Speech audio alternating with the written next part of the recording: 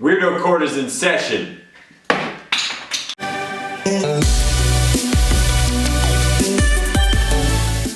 Alrighty guys, so today we're going to be doing the top 5 weird blasters. Blasters that probably shouldn't exist, but they all exist and they're all unique and they're kind of funky and they're a lot of fun. So, starting off with our honorable mention, we have this. This is the Vortex Power Strike.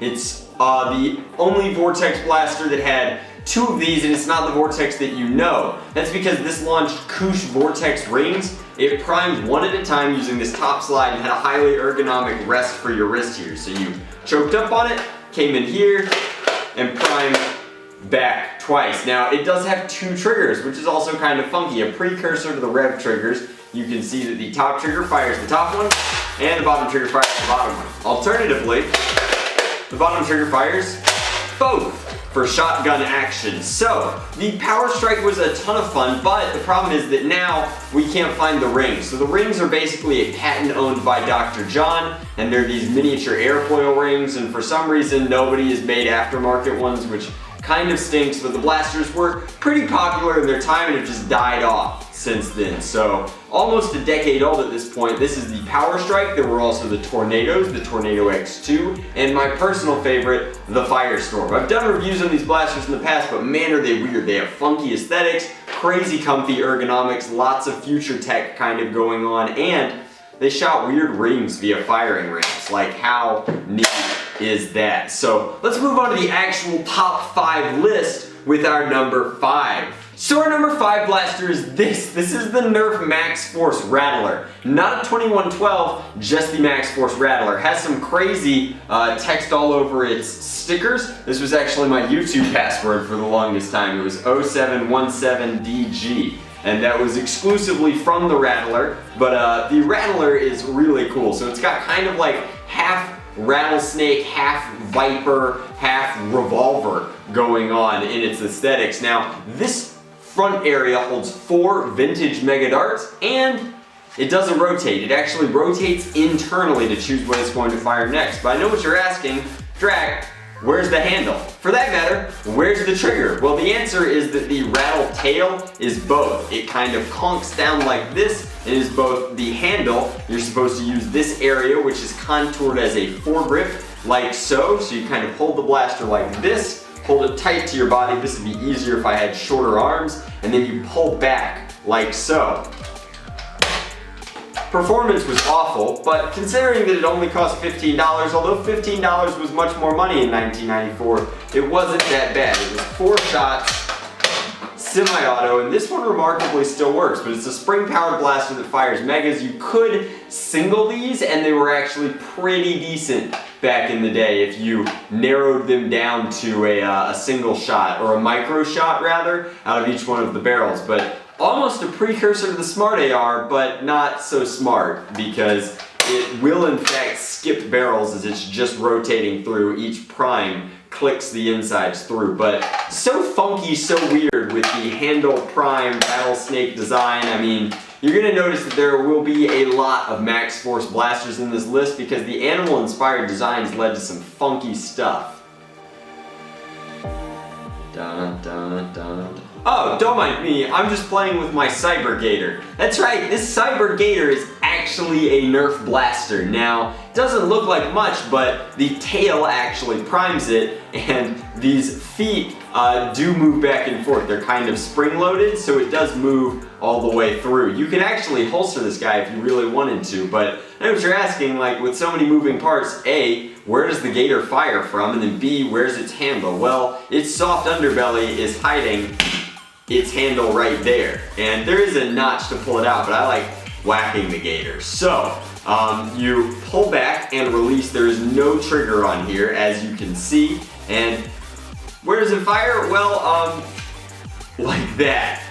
It's a super secret attack Gator. Priming also moves the spring-loaded legs back and forth, so it's an overall like very aesthetically quirky blaster from 1996. Also part of the Max Force line, also clearly animal inspired, also kind of crummy performance. Although this is 4 micros, you do have to come in and load the darts onto this post and then let the Gator's mouth close over them.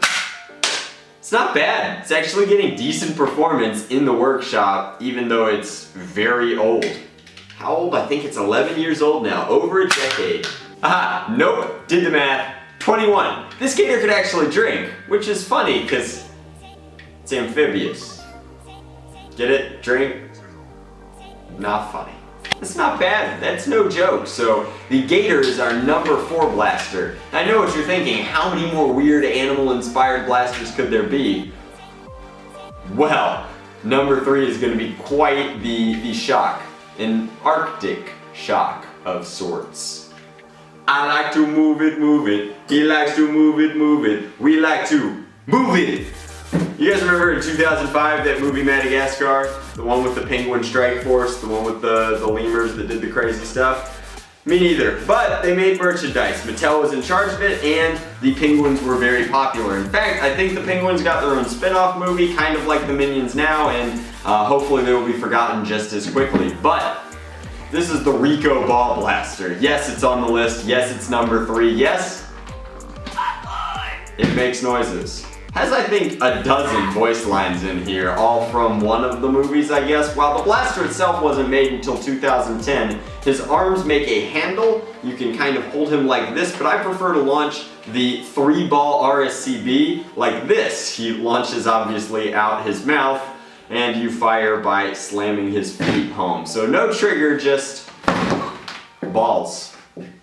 They're pretty standard foam balls. I've seen like Disney World blasters use stuff like this. It's a really easy ammo for these tie-ins, I guess. Old school Nerf blasters did them. The Atom Blaster, the atomic ones, etc. and so forth worked like that. The RSCB automatically loads the next ball. You can't hold it like this, but it doesn't work every time. If you get the legs even slightly at an angle, it just won't push through, so not the best performance, obviously. And then the speaker always makes voice lines no matter what you do, but this is not I don't even think this is a particularly fun blaster, but at $1.51 at Goodwill, we picked it up, it's in the armory, and I don't know how it couldn't not make the list. Like, it's a penguin that speaks English and fires balls from its mouth. Like, number 3, ladies and gentlemen. Let's move on. So back in 1997, for a crisp Jackson, you could get this. This is the Nerf Razor Fin. It's part of the Max Force 2112 line, and if you're noticing a similarity, that's because these guys were both Max Force, and this was 2112, which was, I guess, what would cyborg future weird animals look like in 2112, although some of the 2112 blasters are based off of real animals, so who knows what Hasbro was thinking at the time. But I love these late 90s, mid 90s zany toys. They're actually like my favorite era of Nerf blasters. In the early 90s, we had awesome blasters like the crossbow, and it went all the way through these animal blasters. We got the electric eel, the manta ray, and the debate goes back and forth. Chicken and I fight constantly about whether or not the razor fin is actually a marine creature, and it's very important to us for reasons. But the razor fin itself cost 20 United States dollars, had dart storage under here, and had, again, one of those weird flip-flop ARs. He has fangs on the side of his mouth, and the darts clearly come out of there, but I can't decide if this screw port is an eyeball or not. And I think that he's a marine creature. I think that the spines are like a lower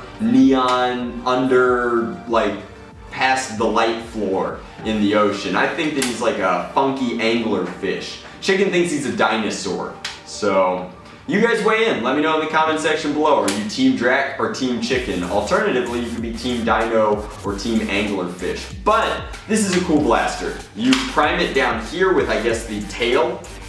Both fish and dinos have tails, so that's fair. And then this switch here, as you grip it, not only activates the razor fin action, but also, if you push it really far in, you can see that there is a nubbin here, which connects to the catch mechanism down here. So the trigger is actually this hole in the back of the handle, so you can comfortably hold the blaster like so in its primed form, and then squeeze to fire. So again, that's prime and fire. Man, why isn't it firing the whistler?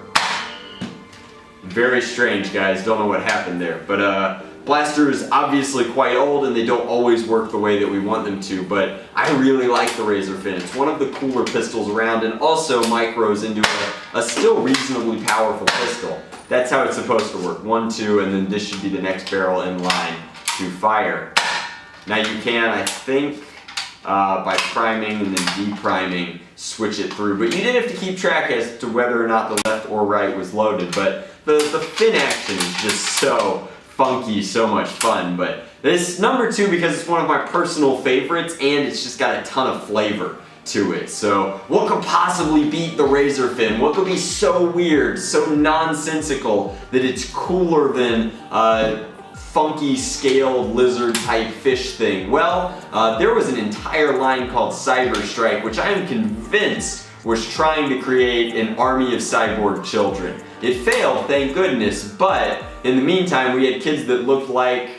So of all the cyborg blasters, or the Cyber Strike blasters, the least efficient but the most fun is, I'm sure you've picked up on it, the Perceptor. This is the Nerf Perceptor and it was actually the flagship. If we look on the back here, we can see that this kid has it all. He's got the Defender T3, which was a 2-in-1 blaster. He's got the Strong Arm, which you wore like a gauntlet. And he had the Auto Grip, which you also wore like a gauntlet. Now, if you're using both your hands for your Strong Arm and your Auto Grip, how do you possibly have room for another blaster? Well, you can wear it on your face. Now, originally this had a reticle coming down, but I don't think we have the reticle. I can confirm. Now, it fires Mega Darts and it fires them via a system that we don't use that often anymore.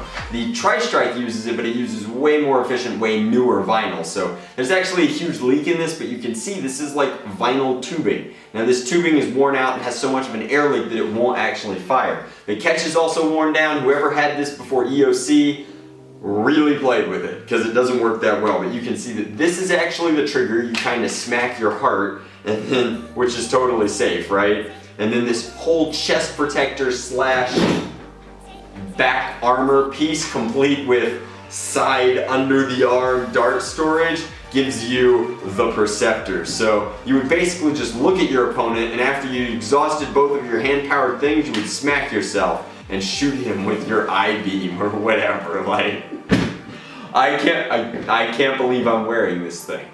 I'm wearing the Perceptor. I said I'd never wear the Perceptor, and here we are, making top 5 videos, and I'm wearing it. You're welcome, YouTube. So, how it would work is you would come down here, and before your battle, obviously, because you don't want to be fumbling with this during the battle, you would prime this. Now this one again is fickle, and it would come down like that. This is of course the spring-powered plunger tube. There's a ton of dead space leading up to the vinyl tubing, all the way up here, and maybe I can get it to fire, but again, this tubing is really wonky. And then you would come up and press this, and it would fire. How cool is that? So, I mean, not very good, but if you had all the pieces, it was almost like a McDonald's Happy Meal toy. Like, if you collect 5 mini lion bots, you become the Cyber Strike Warrior. I'm wearing the Perceptor. That's your top 5, guys. There's lots of weird blasters in this hobby. If I missed any, let me know in the comment section below, but I mean, I think I get points for the weirdest top 5 ever because I am in fact still wearing the Perceptor. So, thank you guys very much for watching. Obviously, much love, Nerf on, Drac out. If you liked this video, leave a like on the video. If we can get it up to, let's see, how many views do these get? I tell you what, if you can get it up to 5,000 likes, I will do a double upload. Next Friday, we'll do 2. How about that? But you've got to get it up to 5,000 likes. Thanks for watching.